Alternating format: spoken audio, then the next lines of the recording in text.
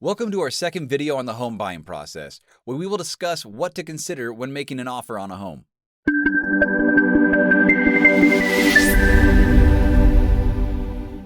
Before you make an offer, ask yourself if you are okay if you don't get this home, or if you're going to be devastated by missing out on your potential dream home. Depending on how you answer this question will dictate how aggressive you need to be when making your offer.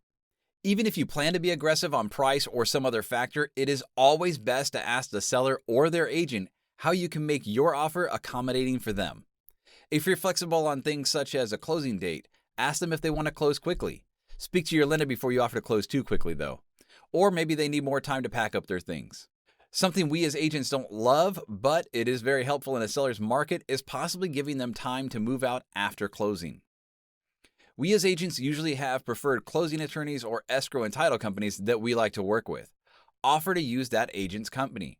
You'd be surprised at how much this simple item can affect the agent's tilt towards your offer in close offer situations. In the end, as a buyer, you are paying for the fees for those companies, but their services and fees are all very similar, and going with the listing agent's preferred one may save you more than offering thousands more in purchase price.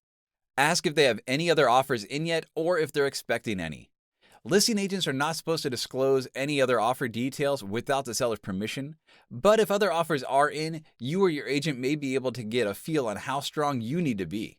Simple questions such as, would you consider a conventional loan with a full price offer? Would that be competitive?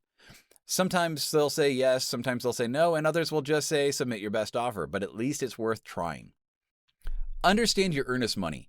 We discussed your down payment and closing costs in the previous video.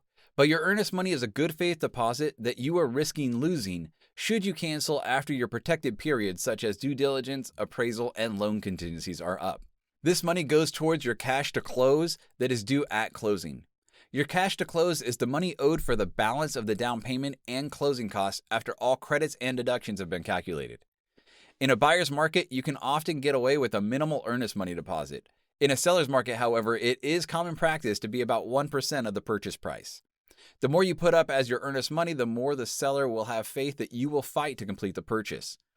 If you have a good agent who knows how to protect your earnest money throughout the process, you should feel confident in putting up a fair amount of earnest money to make your offer look as good as possible.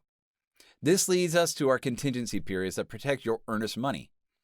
If you cancel your agreement within these contingency periods for a reason that each section covers for you, you will get your earnest money back without any hassle. Your first and most broad contingency period is the due diligence period. In this window, you could basically wake up the next day with a bad feeling and just cancel. Now, that doesn't mean that you should make offers lightly and cancel at will, because this could give you and or your agent a bad reputation wherein people will not want to even consider offers from you or your agent and make it difficult for you to even get a home. Typically, this is when you're going to have all the inspections done and basically kick the tires on the home and see if there are any major issues that you were unaware of and either the seller isn't willing to fix or maybe you just don't want to accept it, even if they would fix it.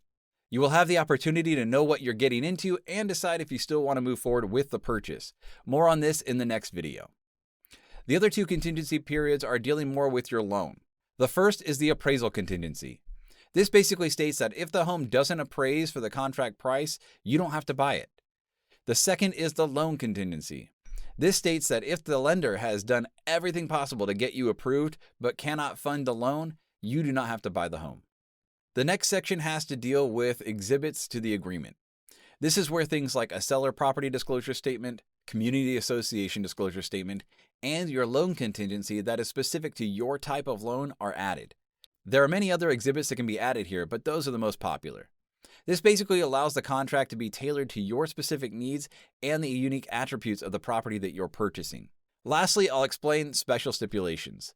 This section is for requests or additions that aren't covered by exhibits. These may include things like asking for the seller to pay for a home warranty for you, provide proof that there aren't any termites or that the septic is in good working order, etc. In the next video, we will get into more details on the contingency periods and what to do once you're under contract.